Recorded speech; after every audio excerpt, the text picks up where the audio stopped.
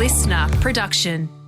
Welcome to the Motorsport Brief. It's Friday the 10th of May 2024. We're going to talk to a champion on two wheels today who's turned to stunt work and brought some impressive skills to the table for the new Hollywood feature, The Fall Guy, which was filmed in Australia.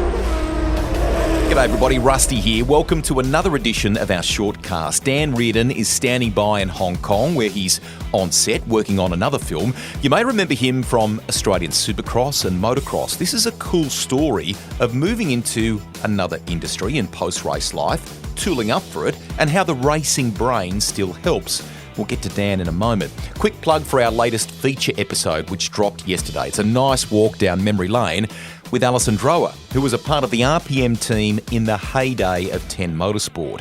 How she made Neil Crompton blush and lost for words. Crompo is never lost for words. Working with the legendary Doug Mulray on Sydney radio when he was a part of Seven's Bathurst coverage, bringing that unmistakable humour of his to the broadcasts. Marrying into the Bates rally family and how Rick and Ali's son Zach is now climbing the supercars ladder, having wowed them in Toyota 86s. Was really nice to catch up. I hope you enjoy that. In the mid-2000s, our guest today was dominating Aussie Supercross with 3 straight titles, 2 in the Premier Class and 1 in Pro Lights. He won the Australian Motocross Championship in 2007 as well. It didn't stop there, with another Supercross crown in 2015, and he made quite an impression in the US too.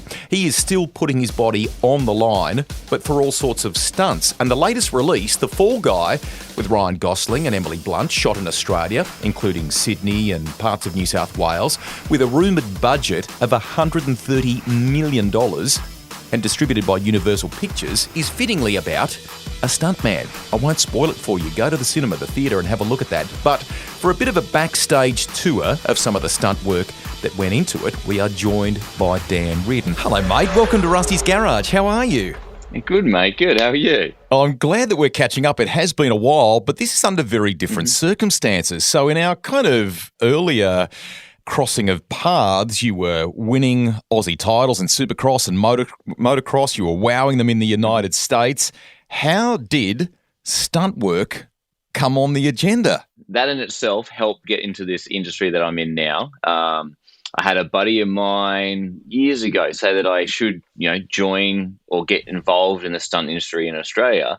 I've always loved movies, but I had no idea how they were made. And so I didn't realize there was a process to actually becoming a stunt guy in Australia. And then once that I started, you got to tick all these boxes and jump through these hoops. I started working with these people that have been part of some amazing films, and you just meet people at every show or every movie or every commercial that you're on. And then you get to the point where you work on some big productions and, you know a lot of people and, it can take you wherever. I love this. So we want to talk about The Fall Guy in a second, but I want people to understand a bit about this transition, if you like, that you've made. So there's quite a bit of work in it, and it's Dan. There are many facets to it. So firstly, can we go a little bit from a fight scene perspective? People may not realise you've got a bit of martial arts background, jiu-jitsu, Muay Thai, and all sorts, don't you? There's definitely there's different. Hoops or qualifications you need to tick off in order to be a stunt guy or a stunt woman in Australia. One of them is fighting. So it does help if you have a fighting background. I did a little bit of boxing. So that was prior to the film industry. So that was like a good way to get in. And then I started doing jiu-jitsu. I've been doing that now for about 5 or 6 years, I think it is now. And that I kind of do these skill sets just for life or just for me, but they definitely help in the film industry. And then been doing Muay Thai and just a lot of striking and MMA stuff over the last probably year, 2 years as well. I just love it. Like I love all facets of training in general, and I get bored really easily. So I just need things to stimulate my mind. Sometimes getting punched in the face does that, and it just complements the film industry very, very well because if you look at any action movie, there's going to be a fight in it, and that's just like I said, that's just one facet of what you need to tick off. So it keeps us very busy. proper love of two wheels. We've covered that in the introduction, but you are well versed when it comes to cars as well. So I've seen over time stuff with Showtime FMX and doing some car related stuff with those guys. And there is behind the scenes kind of camera car work that you do too. Is that correct? Yeah, that's correct. So I guess my specialty within the industry is vehicles as such. So as a whole, obviously motorbikes and dirt bikes have fulfilled or are a large part of that. But cars as well is something I was really passionate about prior to the film industry. I did a lot of time attack stuff. I couldn't afford it. I really wanted to do door-to-door racing, and I tried to go down that avenue, and then my wallet just wasn't big enough. But so I did some time attack racing, and then a lot of drifting as well. And then I started being part of a live show, a drift show on the Gold Coast, which I did that as well. And then again, these are all things that complemented the film industry because they needed guys like this. And it was like a bit of a hole within the industry, So, and then you have to work very closely with camera. So if you're working with a tracking vehicle, what we call it, or a camera car, and then we also drive that vehicle as well. So you understand both sides of the lens, being in front or being behind camera. Yeah. Mega. It's just before we move on here to the movie, was some of that drifting stuff and time attack stuff, if memory serves, was that a Mitsubishi Evo? What did you have back then? So I had an Evo. That was my time attack car. I started doing a lot of events in Queensland, and I was starting to go down the route of, I think, because I went back racing. I retired from racing, and I had this void in my life. I didn't know what to do. So I was trying to replace it with all these activities, and it just so happened to be cars. And I was going down the route of, I think we're going to do World Time Attack down in Sydney. And then I started coming back racing. So I had all these plans to start to deviate in different directions. And I decided to come back racing again. And so everything was put on hold. But there was just these skill sets that you develop, and I still use today, So, it's definitely been beneficial to what we do today. The opening, if I'm right in saying this, perhaps for the, and I don't think it necessarily came to pass, but there was an opportunity to be involved in Mad Max about a decade ago. Is that correct? So what they did, Mad Max, for the people that do remember the film, is they had quite specific bike scenes in there, and there was, I guess, so within the film industry, you have your talented stunt personnel, and then you have what you class as specialists. So if there's a scene that would require, say, a gymnast that's not a film person, that they couldn't find a stunt person for that role, they would reach out into the professional world and they would find that person. And so that pretty much what happened with the bikes. There wasn't too many in the stunt community around the world that could do these certain things unless you come from a professional background of racing or jumping bikes. So they reached out to the motorcycle community. There was a bunch of us that got asked to go there. A bunch of the guys did go there, and they carried on to be stunt guys now. Some of them went back to racing, but I was part of that original crew that got asked. I was just too heavily involved in racing at the time that I couldn't say yes, but it was something that resonated with me, and now I understand why it was such a big thing for them to require people for that role. And again, that's why there was originally a small hole in the industry where someone of my skill set, because there's been a couple of guys that have done the same thing that now fit into the industry quite well and are part of a team that is highly talented. Does it play to your strengths in some respects? Because motor racing is a lot about feel, a lot about fearless, and a lot about technical. So in setting up stunts in some of these, I mean, you guys in the movie, in The Fall Guy, in January this year, I think you shut down the Harbour Bridge on occasions, for a couple of days to get a particular scene done, which was amazing. But understanding the parameters technically, what is possible and all sort of stuff, is that something that you learned, understood? How did that all come to be? Yeah, I really think, and I have so much respect for athletes around the world. It doesn't matter what sport you do or what discipline you do, but you develop these skill sets that are never really spoken about. It's not really a thing to us, but you're able to handle pressure in an accidental way. Your body is just used to it. You're subject to it every single day. Make decisions really quickly. You develop this skill set, which I think has been imperative for the film industry for when you're doing stunts as well. It's a different sort of pressure that you're under. It's not a competing pressure, but you're under a a particular scene could cost quarter to $500,000, and you have everybody waiting for you to make that decision or to make sure you hit your mark perfectly. Sometimes you don't get a second chance. You get one shot to make this work. So you have to deal with that pressure as well. But I feel that it's just something that you develop over the years for 20, 30 years prior, that you can really use that skill set to now venture into a completely different role. And I think I think it's been a massive advantage to be able to be in that scenario for so many years and then move into the film industry and still utilize the same skill set.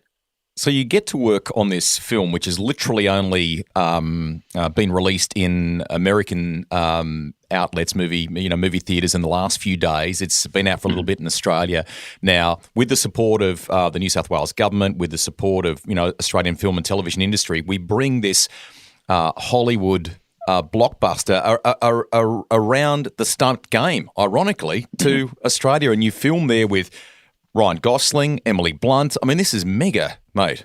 For a stunt professional, this movie is there's no better to be a part of.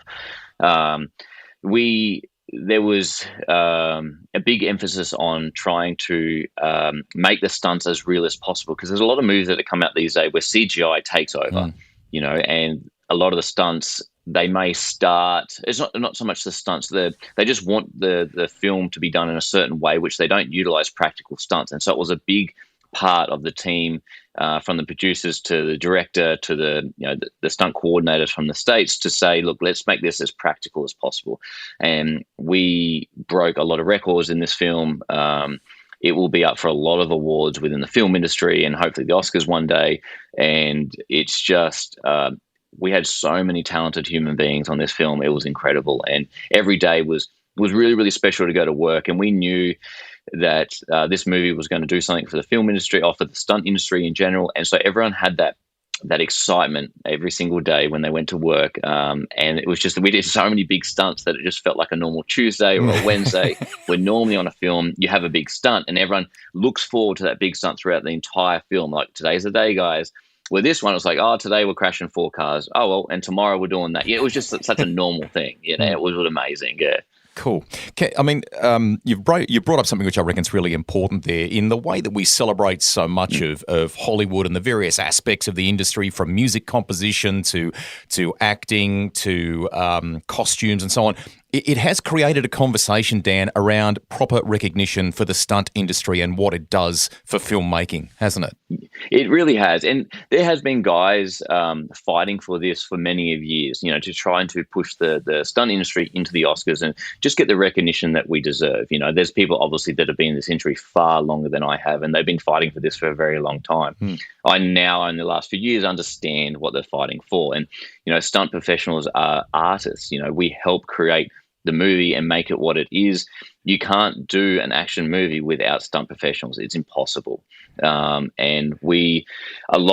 that's one of the biggest things that I'm so proud about, is if you sit at a table full of stunt professionals, there are so many people, so many talented people that are from different parts of the world that have different backgrounds that you're just in awe of. You want to know their story. You always want to know their story, because they're just so talented at what they do. And you just get all these people together.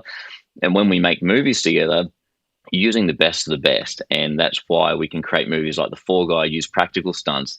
And I'm just as excited as other people that aren't involved in the stunt industry to just watch it and just see other people perform. It's so important. Cool. We want the audience listening to the podcast today to go and see the film naturally, so we don't want to spoil everything. Firstly, you've touched on some of the records. There is a Guinness record in this for the most amount of cannon rolls for a car. Is that correct? That's correct. Yeah.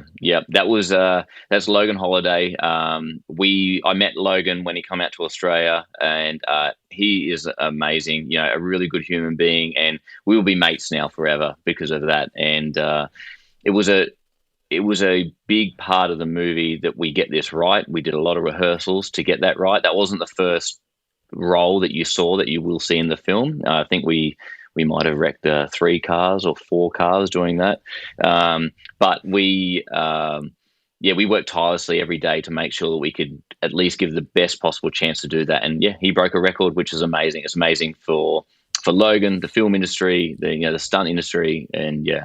Did you get to have much time, any time with Ryan Gosling, and did he do any stunts himself?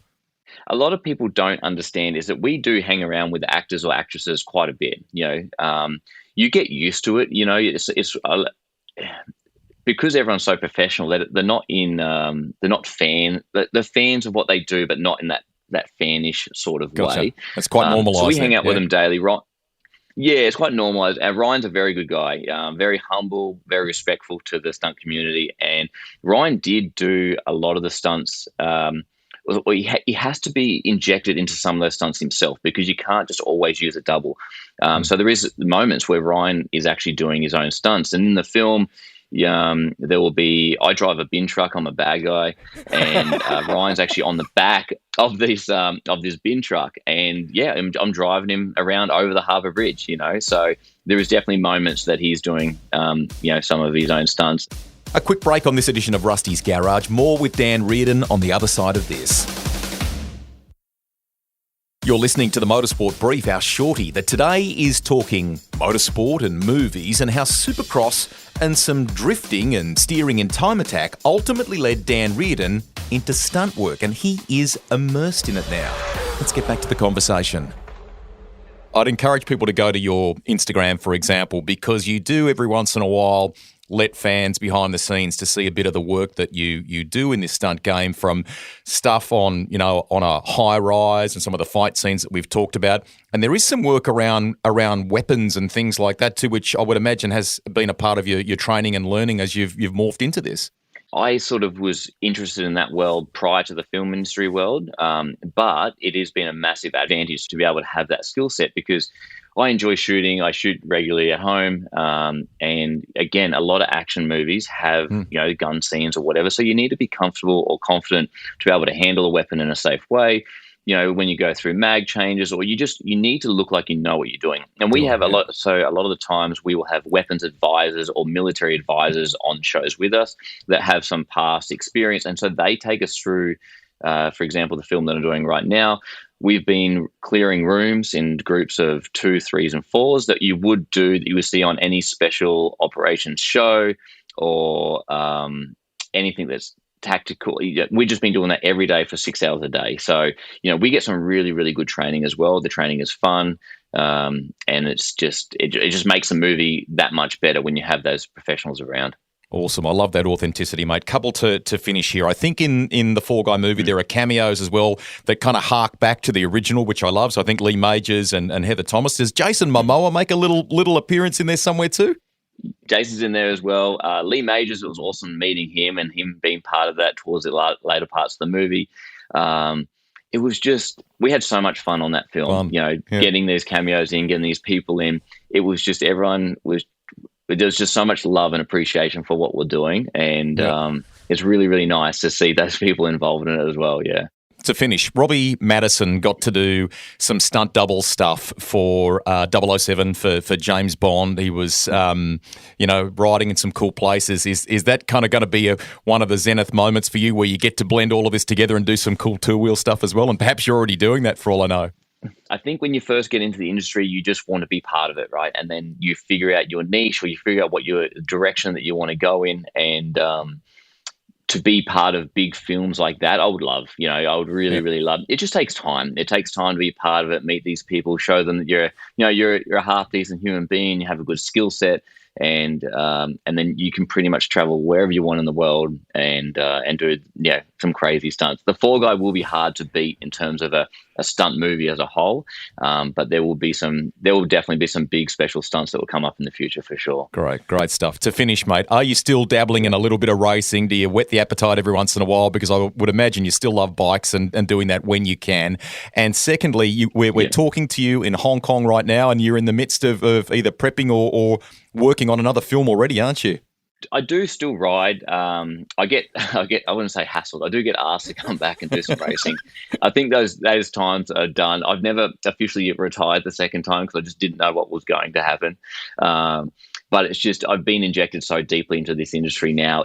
I would have to get myself back out for too long of a period of time. So I think that I'll do some fun ones. If there's a 125 race, I'm a vet now, I guess, or I'm getting close to being the vet stage, so I can do those sort of races. And yeah, you're right. I am in Hong Kong at the moment. We're doing another film, and we're in the later parts of this film. I'm just doing a small stint over here for about 6 weeks, and then I'm back home into Australia again. But we are working with stunt professionals that are probably from 6 or 7 different countries here. So again, it's just one of those really great films where you're going to meet so many talented people all come together and create some magic. Awesome, mate. Hong Kong, Bruce Lee Central from back in the day. I hope you have fun on the set there. Enjoy that. It's been super to catch up with you and to share with people a bit about what you're doing now. I love the racing chapter, mate. You're a proud dad as well, and keep getting after it in the stunt game. Well done. All right, mate. Thank you. Thanks for your time.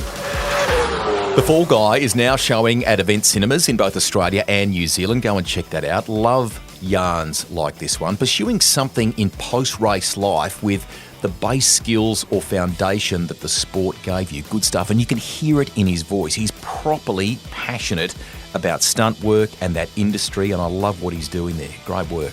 Some other bits of news before we go. Lando Norris still soaking up that popular win at the Formula One Miami Grand Prix. Will that car and the updates that they brought enable McLaren to take it to Red Bull at the next round, which is a very different layout at Imola? I felt for Oscar Piastri, who looked like he was definitely on for a podium, and a nice positive for Dan Ricciardo with that 4th in the sprint. Is Adrian Newey going to sit it out for a bit or go to Ferrari? And what does his exit from Red Bull next year mean for that team and Max Verstappen's ties to it? The silly season for the driver market in Formula One is going to require a lot of popcorn. MotoGP has announced its 2027 regulation changes with an emphasis on providing better overtaking, smaller front fairings, a reduction in engine capacity from 1,000cc to 850. They're the headlines of the new regs. A move to 100% sustainable fuel, that comes in. Ride height devices are out, and there will be less engines allowed per rider for the season too. What do you think of the Penske decision to suspend 4 team members for the big month of May, including the president, Tim Cindric? This is huge. Aussie Luke Mason, who engineers for Joseph Newgarden and played a major role in last year's Indy 500 win, plus Robbie Atkinson, a data engineer on Will Power's car. They're all benched for the most important race of the season and everything around it, following the push-to-pass scandal that was uncovered at Long Beach. And well done to Shane Van Gisbergen and the team, and everybody at Quadlock for that matter. The paint scheme for Darlington is a nod to Marcus Ambrose. Yellow and black, iconic. Marcus loves the retro livery, and he has very fond memories of that track. I hope it goes well for SVG. That is it for today. Scott Dixon is set to join us on the Shortcast next week when the month of May really shifts into gear at Indianapolis. We are planning to catch up with him around practice for the 500, so keep an eye out for notifications on that one. Catch you next week, everybody. Bye for now.